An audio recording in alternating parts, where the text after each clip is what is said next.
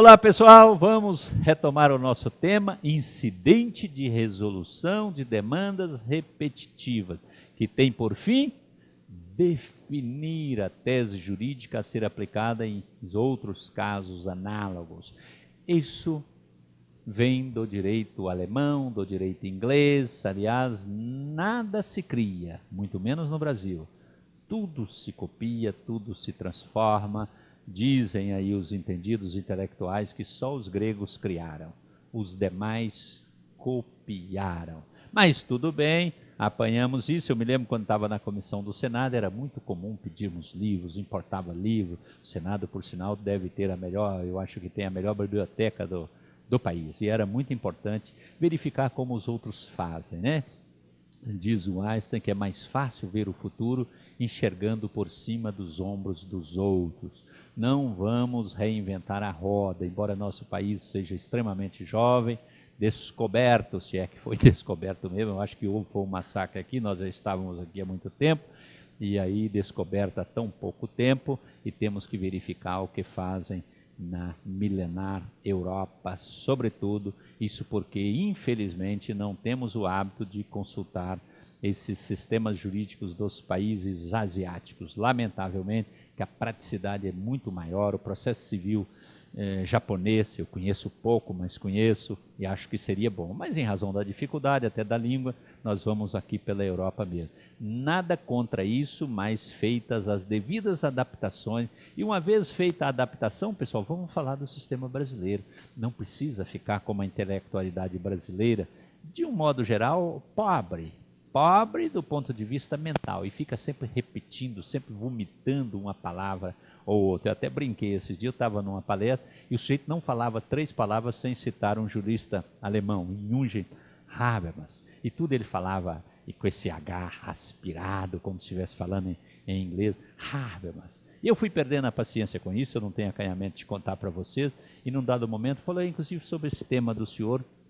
Eu estou escrevendo lá um livro, e logo ele quis saber qual era o título, e eu falei para ele, ó, quem mexeu no seu Habermas? E aquilo criou um rebuliço danado, o sujeito levantou, queria ir embora. Vamos voltar para o nosso tema. Isso vem do direito alemão, Musterverfahren, significa procedimento modelo. É um procedimento modelo, se define a tese jurídica, em certos casos até julga a matéria fática, é isso, assemelha-se ao processo coletivo, embora não seja igual, nós já falamos isso. Lá na Alemanha, um único caso é submetido a julgamento, é uma ação teste, é uma ação piloto, é uma ação representativa da controvérsia, sendo que essa decisão será aplicada em todas as lides semelhantes, né? Lá também, evidentemente, há muitos processos e eles vivem em busca disso. Pegamos lá, digamos que tenha sido a motivação, sobretudo o direito alemão. É uma norma de aplicação restrita, ou seja, esse procedimento aplica-se de um modo geral quando se trata de mercado de capitais.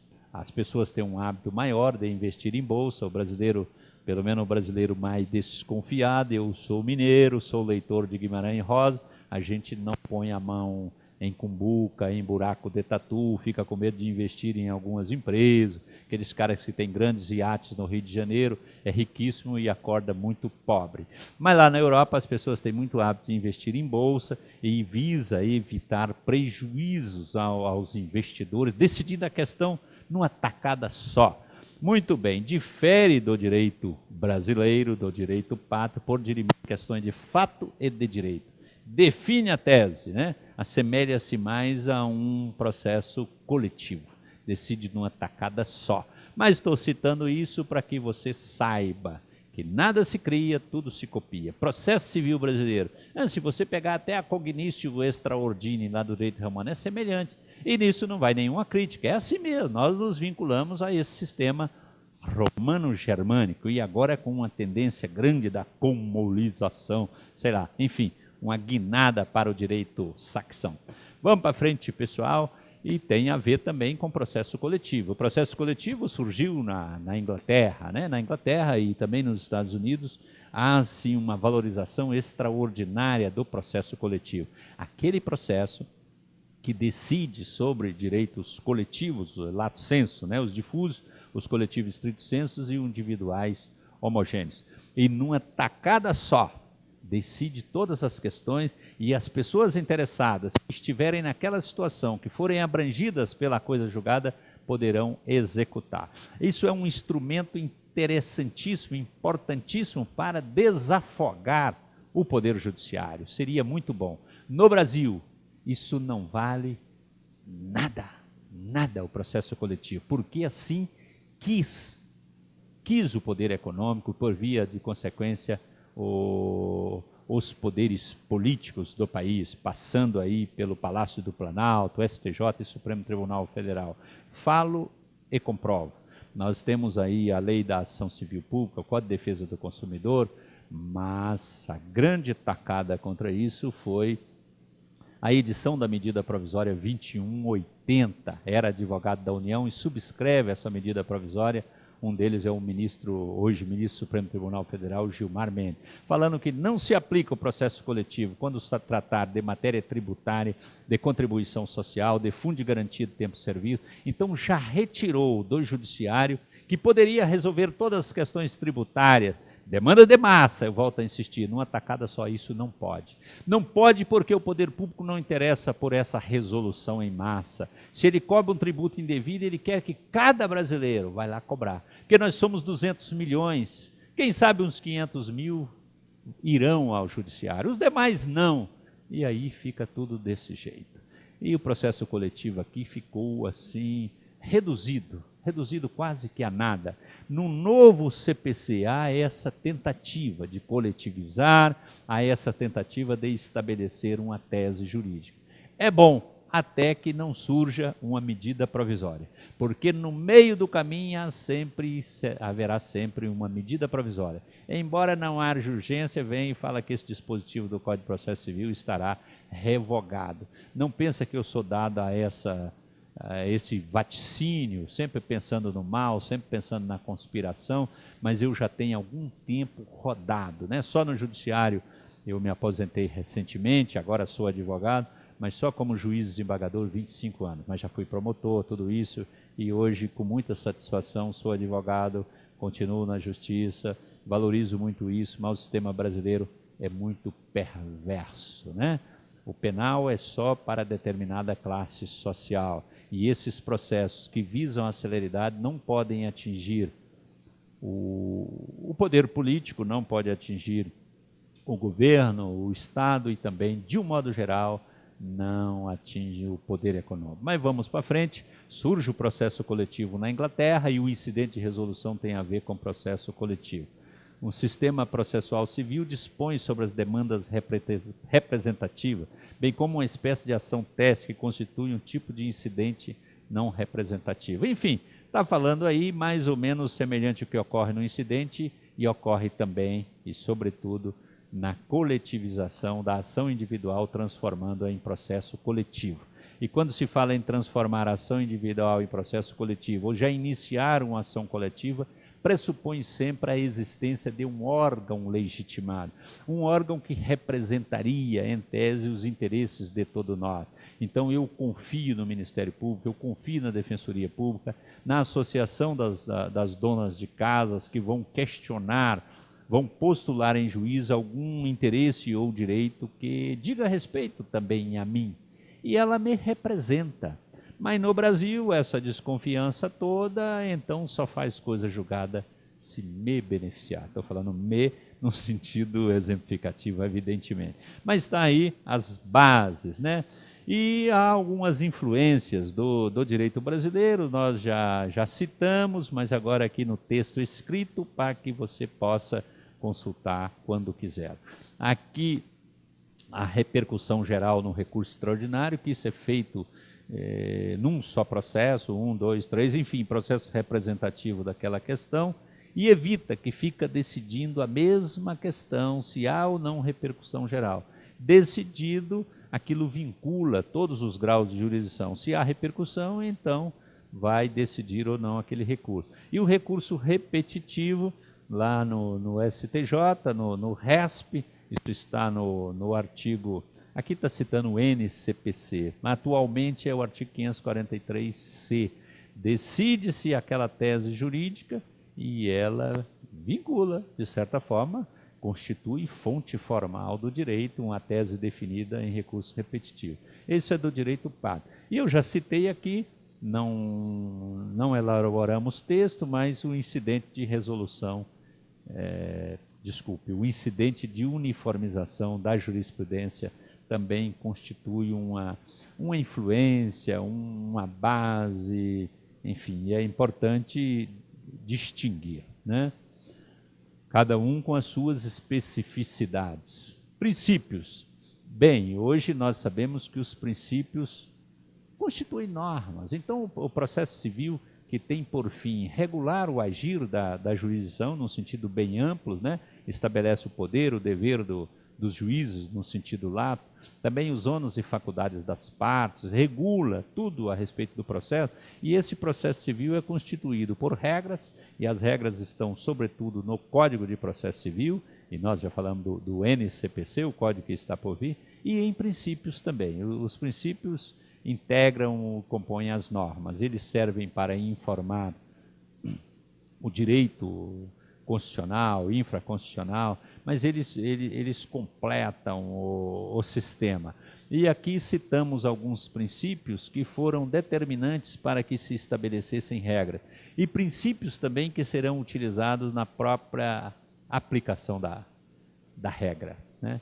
E quando não houver regra, que se aplica o princípio. Um dos princípios é a celeridade. Esse é o norte, quer ser celere. Nós temos, é claro, que andar dentro de certas balizas. Pela celeridade, em razão da celeridade, não se pode comprometer o devido processo legal, né? Senão a coisa será dramática. A celeridade não pode ser a vida como um valor absoluto. Aliás, em direito, como na vida, nada é absoluto, há que se fazer a ponderação. Quando a celeridade puder comprometer, por exemplo, o amplo direito de defesa, há que ceder. Não se pode levar em conta, senão, e aqui eu faço uma brincadeira, nós estamos aqui conversando, embora eu esteja com essa câmera na frente, aqui, bem que estão ali atrás o Daniel, a Aline e aqui o Fabiano filmando para dar uma alegria maior, senão isso fica muito monótono. E eu penso que nas próximas aulas eu vou chamar até aquele moço da televisão para vir para cá para alegrar um pouco isso, o Datena, que esse troço aqui vai pegar fogo desse jeito. Mas a celeridade não pode ser aquela celeridade. E aí eu cito o exemplo, já citei em outras ocasiões, daquele motel que há aqui perto de Belo Horizonte. Eu vi lá piscando o negócio, estava escrito assim, um letreiro, motel, 15 minutos, R$7, porque isso é um exemplo clássico, arrematado de celeridade. Ali não há nem discussão de direito de defesa, de preliminares, já vai direto ao método, resolve o problema todo. A celeridade não pode ter este alcance, mas precisa ser célere, senão será uma arrematada injustiça. Economia processual. Vamos tirar o máximo de proveito, ser eficientes, vamos partir para a economia, o máximo de proveito dos atos processuais. Para que definir uma tese jurídica 59.000 vezes? Define uma vez só, por um órgão legitimado constitucionalmente, depois de ouvir os envolvidos, depois de dar oportunidade para eventuais e possíveis interessados, o chamado amicus curiae, e define a tese jurídica com economia processual. O processo coletivo serve para isso, mas isso aqui que nós estamos falando não é processo coletivo, é um incidente de resolução de demanda repetitiva que tem por fim só definir a tese jurídica. Processo coletivo é mais do que isso, bem mais, seria muito eficaz, mas o poder econômico e o governo foge do processo coletivo como o demônio foge da cruz. Tanto que no novo CPC prevê a coletivização de demandas individuais, mas ressalva, não pode ser direitos individuais homogêneos. Por que isso? Porque isso não interessa ao poder econômico, senão vai pegar telefonia, plano de saúde, bancos e tudo. Vai poder coletivizar a demanda individual da forma que encontra-se no projeto. Amanhã pode mudar, de forma que eu não tenho compromisso final com isso. Mas é só para direitos coletivos e direitos difusos. A questão da tartaruguinha, da ararinha azul, isso vai poder coletivizar se vier uma demanda individual. Ó, pessoal, Câmara de Deputados, sobre essas demandas, e eu atuo no fora há muitos anos. Isso não gera tanto processo assim. E processo coletivo estrito senso? Não, Não, isso é resolvido de um modo geral pela entidade de classe, impetra-se mandado de segurança coletiva e resolve para toda aquela categoria. Para isso não precisaria da coletivização. A coletivização nós precisamos muito para os direitos individuais homogêneos, mas isso não pode. Mas nós não estamos falando disso, pessoal, nós estamos falando de incidente de resolução de demandas repetitivas, que tem por fim a fixação de tese jurídica. É claro, no meio da nossa conversa vai saindo uma crítica aqui e acolá. Economia processual, nós falamos efetividade do processo. Ser efetivo, e efetivo é uma palavra mágica, né? E uma efetividade aqui, uma efetividade não malsã. Eu penso numa efetividade virtuosa, que contempla a própria celeridade, dando cada um o que direito estabelece que seja dele, num tempo razoável, que produza efeito, que dê para realizar o direito, mas também obedecendo o devido processo legal. Uma efetividade virtuosa, não só a efetividade, o sujeito chega lá no fórum, o juiz nem ouve e fala, aqui está a sentença, meu senhor. Fala, como a sentença? O senhor nem me ouviu? Sim, eu não ouvi, mas passei no corredor e vi você falando sobre o caso, aqui já está a sentença, e por sinal já transitou em julgado. Aliás, já fez coisa soberanamente julgada no dizer de Frederico Marx. É claro que não pode ser assim, mas extrair o máximo do processo num prazo razoável, é a principiologia, né, que impregna, que completa, que baliza toda a aplicação desse instituto, a isonomia. A isonomia é importante de estabelecer uma certa igualdade às pessoas que estão naquela dada situação jurídica. Define a tese? É para todos. A lei é para todos, isso é uma lei, né? Não com grau de generalidade da lei estrito sensu. Então é isonômico. Esse é um problema sério que o sistema não consegue evitar, decisões conflitantes. Duas pessoas na mesma situação fático-jurídica, a mesma fato-espécie, e tem decisões diferentes. A pessoa não compreende isso, e nem é para compreender, eu também não compreendo, acho um absurdo, mas coisa do sistema. Evita isso. Segurança jurídica. Também, da mesma forma, isso gera uma insegurança. Você não sabe como o judiciário vai decidir. E esse é um problema grave. Eu estou pulando de uma coisa para outra para dar uma compreensão, pelo menos é o meu intuito, do novo CPC. Vamos tratando de temas individuais.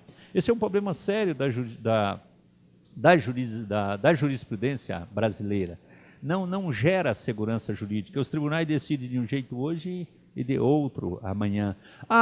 De acordo com essa orientação jurisprudencial, você, empresário, pode utilizar precatórios para pagar dívidas. A jurisprudência mudou, agora não admite mais.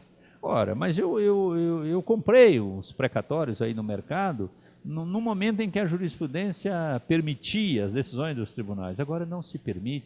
Veja a insegurança. Bem, o novo CPC procura evitar isso. Há, inclusive, agora que se modular.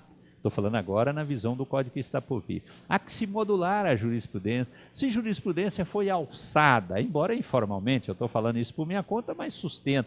A jurisprudência foi alçada à fonte formal do direito, que a lei já era e ainda é. A jurisprudência, em certos casos, tem muito mais força que a lei, se for súmula vinculante, se for julgamento repetitivo. Então, há que se estabelecer tempus regi acto, né? Então, a lei do momento e a jurisprudência do momento é que deve reger aquele negócio. Se eu celebro um dado negócio jurídico hoje e a jurisprudência tem uma certa definição, aquela regulamentação por jurisprudência é que deve regular o meu negócio jurídico. Mas não é assim, viu? Então, a grande insegurança jurídica neste país. O estrangeiro que para aqui vem fica atordoado com a burocracia deste país para constituir uma empresa, principalmente para, enfim, dissolver a empresa. Isso é uma loucura, e essa jurisprudência é fonte da mais absoluta insegurança.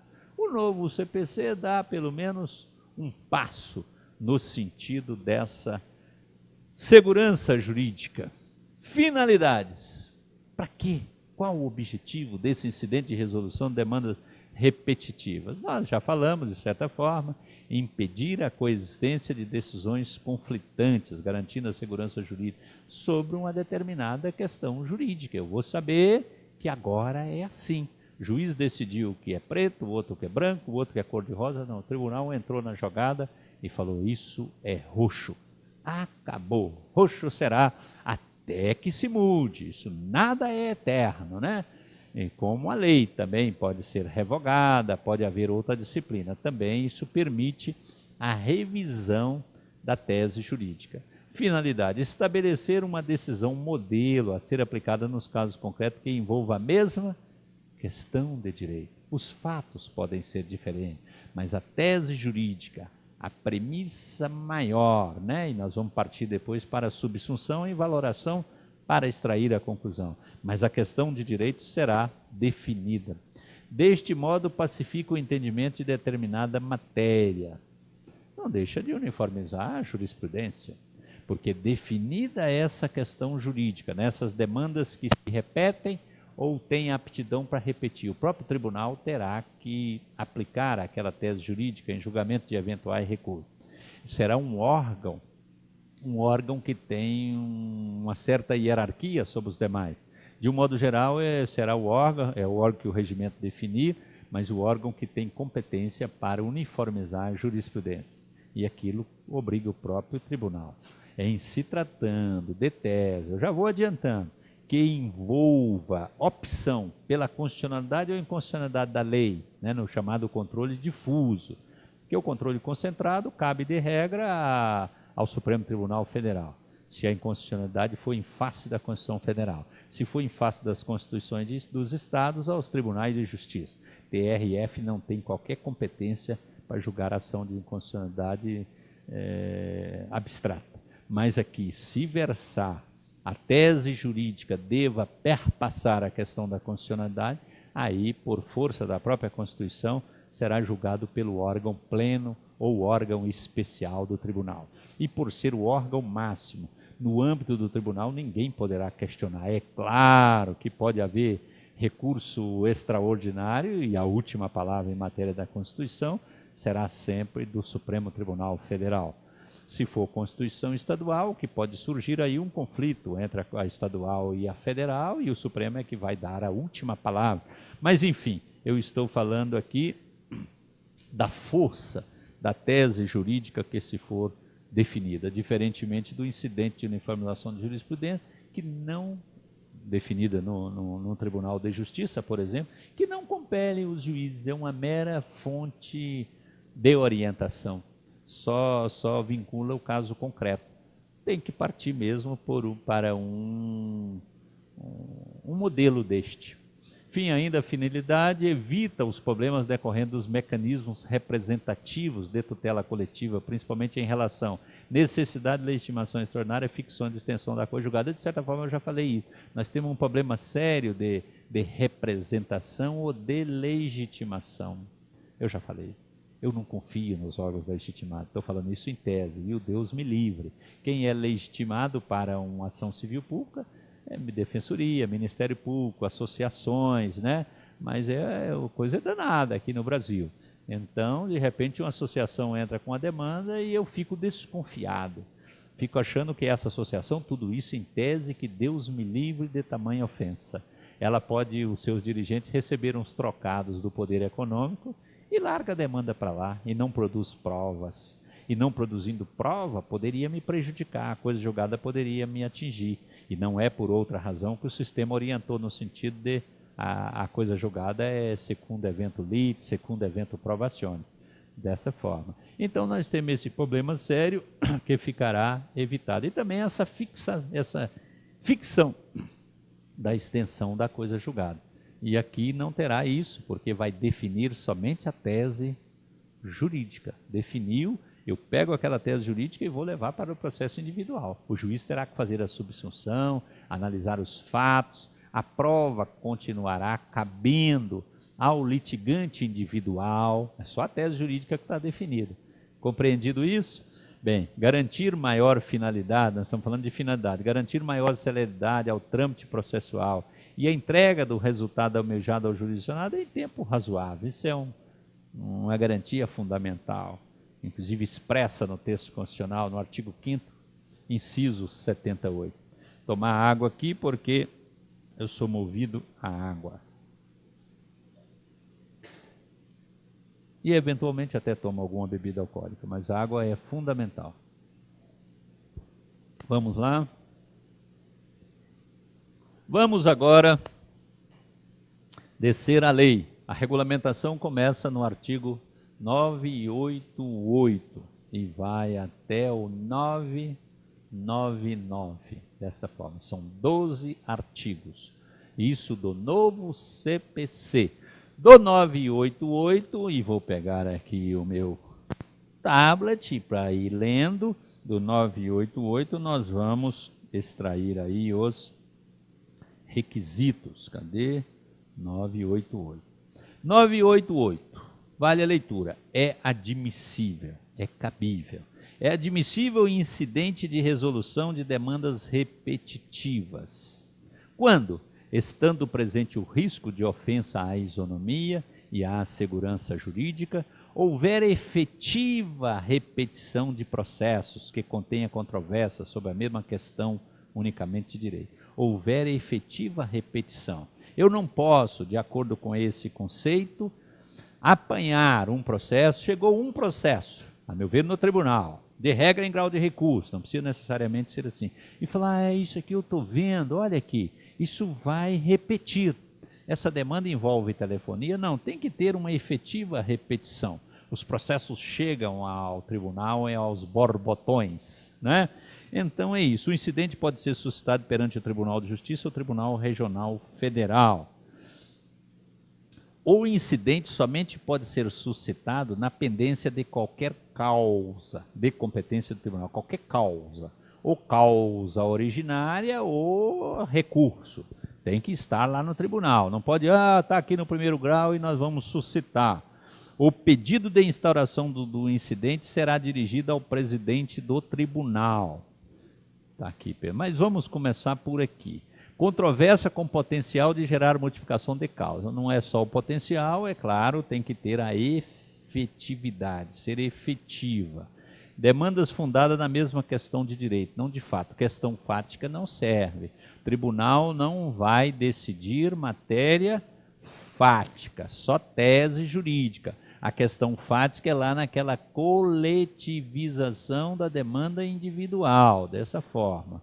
Houver o risco de ofensa à isonomia, segurança jurídica, possibilidade de coexistão de decisões conflitando. Nós já falamos sobre isso. Estamos falando dos requisitos. E aí, pessoal, vou deixar aqui meu tablet e nós vamos para a própria leitura da lei. É uma leitura mais esquematizada para você. Nosso intuito aqui é fazer essa primeira abordagem doutrinária, né? Cabe à doutrina a explicação, a interpretação, dizer o porquê, o para quê de uma dada lei. Esse é o meu papel.